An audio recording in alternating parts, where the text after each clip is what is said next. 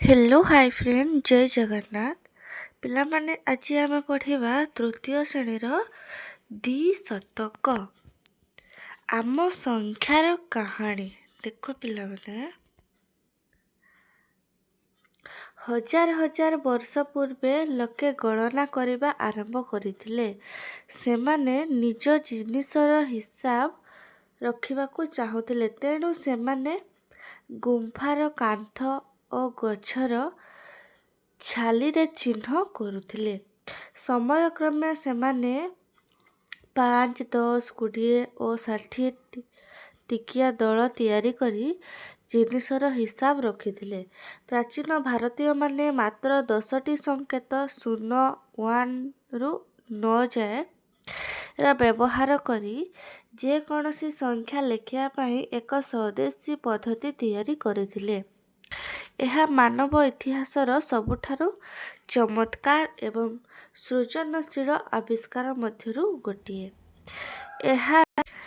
ଏହାଦ୍ୱାରା TV, computer, mobile phone ଆଦିର ଆବିଷ୍କାର ସମ୍ଭବ ହୋଇପାରିଛି। ସଂଖ୍ୟା ଲେଖିବାର ଏହି ପଦ୍ଧତି ବର୍ତ୍ତମାନ ବିଶ୍ୱର ପ୍ରତ୍ୟେକ ଦେଶରେ ବ୍ୟବହୃତ ହେଉଛି। ଏହି ଆବିଷ୍କାର ଏକ ଗୁରୁତ୍ୱପୂର୍ଣ୍ଣ ଅଂଶ ଥିଲା ଶୂନ ସଂକେତର ପରିଚୟ ଏବଂ ବ୍ୟବହାର, ଯାହାର ଅର୍ଥ କିଛି ନୁହେଁ, କିନ୍ତୁ ଶୂନ ଯୋଗୁଁ ସଂଖ୍ୟା ଲେଖିବାର ପ୍ରଣାଳୀ ସମ୍ଭବପର ହୋଇପାରିଛି। ଆଗାମୀ ସମୟରେ ଆମେ କେବଳ ଏହି 10ଟି ସୂଚକକୁ ବ୍ୟବହାର କରି ଯେତେ ବଡ଼ ସଂଖ୍ୟା ହେଲେ ବି ଲେଖିପାରିବା। ଦେଖ, ଆସ କାମଟି କରିବା। ଛବିଟିକୁ ଦେଖ। ନିମ୍ନଲିଖିତ ପ୍ରତ୍ୟେକ ବସ୍ତୁକୁ ଗଣନା କରି ଲେଖ। କମଳା ସେମିତି ଗଣିକି ଲେଖିବ। ଟିକିଲି କେତୋଟି ଅଛି, କଦଳୀ କେତୋଟି ଅଛି ଗଣିକି ଲେଖିବ। ତାପରେ ଦେଖ, ଆସ ଖେଳିବା। ସାପ ଓ ସିଡ଼ି ଖେଳ ପଟାରେ ଖାଲି ଘର ସଂଖ୍ୟା ଲେଖ।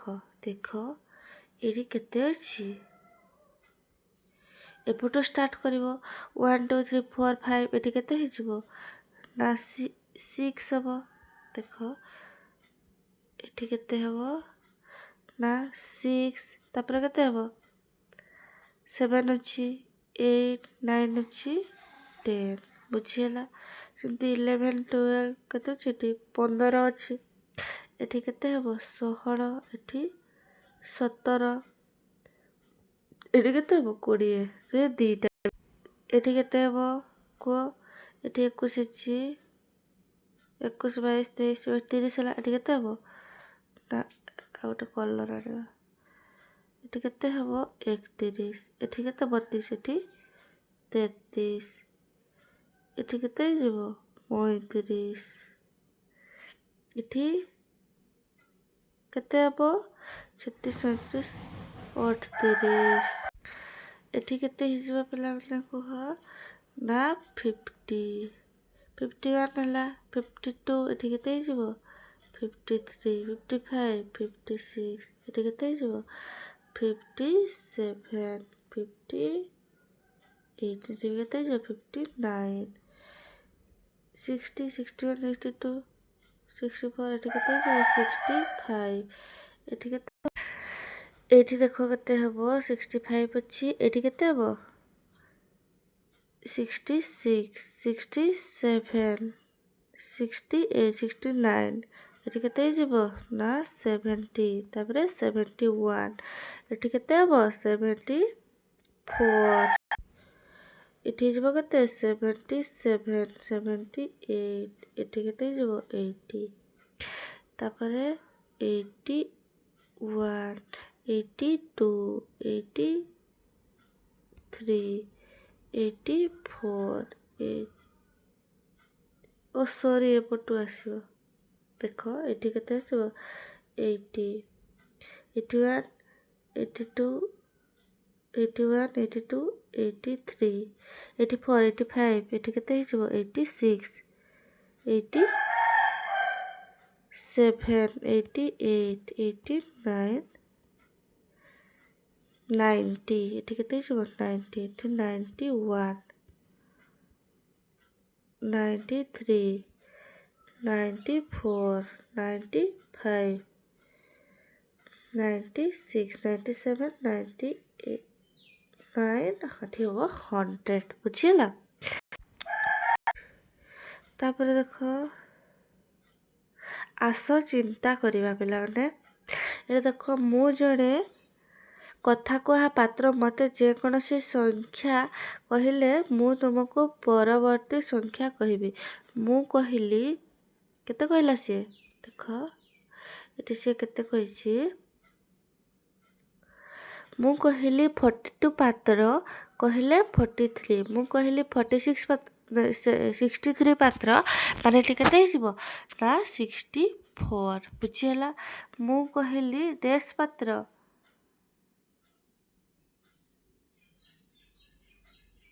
63 ପାତ୍ର ସିଏ କହିଛି। ଏଠି କେତେ ହେଇଗଲା ସିଏ କହିଲା। ଏଠି କେତେ ପାତ୍ର ହେବ ତାହେଲେ 65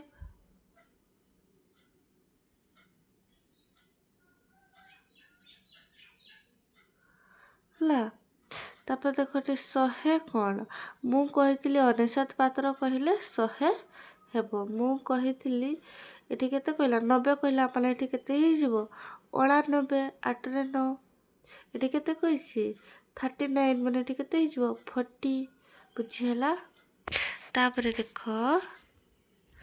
ଏବଂ ଆଉ ଗୋଟିଏ ବାଡ଼ି ହେଲେ କେତେ ହେବ 100 ହେବ। ଏଠି ଦେଖ ଗୋଟେ ବାଡ଼ିରେ କେତେ ଅଛି 10 ଅଛି, ତ ସେମିତି କେତେଟା ବାଡ଼ି ଅଛି 1 2 3 4 5 6 7 8 9ଟା।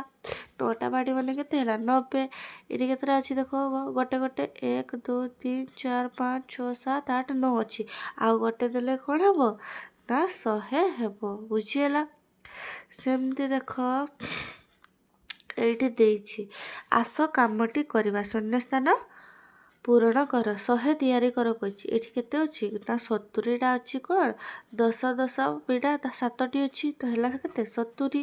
ଆଉ 10 10 ବିଡ଼ା କେତୋଟି ହେଲା 30ଟି, ମିଶିକି କେତେ ହେଲା 100। ଏଠି 10 10 ବିଡ଼ା କେତୋଟି ହେବ ନା 8ଟି ବା 80। ଏଠି 20 ବିଡ଼ା କେତୋଟି ହେବ 20, 10 ବିଡ଼ା 2ଟି ବୁଝିହେଲା। ମିଶିକି କେତେ ହେଲା 100। ଏଇଠି ଦେଖ ସେମିତି କେତେ ହେଇଯିବ ନା 50 50 ମିଶିକି କେତେ ହେଲା ନା 100 ବୁଝିହେଲା। ତାପରେ ଦେଖ ଏଇଠି କ'ଣ କହିଛି ନା 100ରେ ପହଞ୍ଚିବ। ଥରେରେ ଗଲା ସିଏ କେତେ 65, ଆଉ ଥରେ ଗଲା କେତେ 35, ମିଶିଲେ କେତେ ହେଲା 100।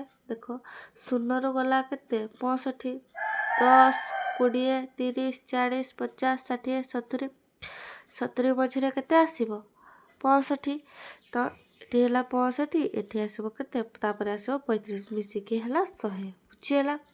ଏଇଠି ଦେଖ ସେମିତି ମିଶେଇବ 100 ହେଉଛି 40 60 ମିଶିଲେ କେତେ ହେଇଗଲା 100। ଏଠି 45 ଅଛି, କେତେ ମିଶିଲେ 100 ହେବ କୁହ? ଦେଖ କ'ଣ କରିବ ନା 100 ହେଲା, 100ରୁ ଫେରାଣ କରିଦେବ କେତେ 45, 45 ଫେରିଲେ କେତେ ହେଲା 55। ଏଇଠି କେତେ ଆନ୍ସର ହେବ ରେ ନା 55 ହେବ ବୁଝିହେଲା। ତାପରେ କ'ଣ କରିବ ଏଠି କେତେ ଅଛି 100, 100ରୁ କେତେ ଫେରିବ 25, ଫେରାଣ କେତେ 25 ହେଲେ କେତେ ହେଇଯିବ 75। ଏଠି ଆନ୍ସର କେତେ ଆସିବ 75। ସେମିତି ସବୁ 100ରୁ ଫେଡ଼ିକି କରିବ ହେଲା। ତାପରେ ଦେଖ ଏଠି କ'ଣ କହିଛି 3ଟା ମିଶେଇଲେ 100 ହେବ ହେଲା। ଦେଖ ଏଠି 45 55 100 ଅଛି, ଏଠି 30 ଅଛି, ଏଠି ସେମିତି କେତେ ହେବ ନା 70 ହେବ। ଏଠି 37 ଅଛି, ତାହେଲେ କ'ଣ କରିବ ନା 100ରୁ କ'ଣ କରିବ 37କୁ ଫେଡ଼ିଦେଲେ କେତେ ଆସିବ 63। ଏଠି କେତେ ହେବ 63।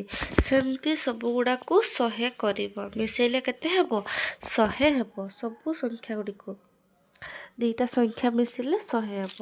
ତାପରେ ଦେଖ ଆସ ଖୋଜିବା।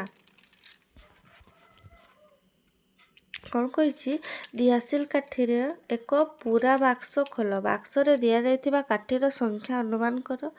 ବାକ୍ସରେ ଗୋଟେ ଦିଆସିଲ୍ ଖୋଲିବ, ସେଠି କେତେ କାଠି ହେଉଛି ତୁମେ ଅନୁମାନ କରିବ। ବାକ୍ସରେ ଦିଆସିଲ୍ କାଠିର ସଂଖ୍ୟା ଗଣି ଲେଖ। ତୁମେ ଅନୁମାନ କେତେ ନିକଟରେ ଥିଲ ଲେଖିବ ଏଠି। ତାପରେ କ'ଣ କରିବ, ପାଖାପାଖି 100 ଦିଆସିଲ୍ କାଠି କେତୋଟି ବାକ୍ସ ପାଇବ। ତୁମର ଫାଷ୍ଟ ଗୋଟେ ବାକ୍ସରେ ଗଣିଦେବ କେତୋଟି ହେଲେ। ତାପରେ କ'ଣ କରିବ, ତୁମକୁ ଆଉ କେତେଟା ବାକ୍ସ ହେଲେ 100 ପହଞ୍ଚିବ ଦେଖିବ ହେଲା। ପିଲାମାନେ ଭିଡ଼ିଓଟି ଭଲ ଲାଗିଲେ ଲାଇକ୍, କମେଣ୍ଟ, ସେୟାର, ସବସ୍କ୍ରାଇବ୍ କରିଦେବ। ଜୟ ଜଗନ୍ନାଥ।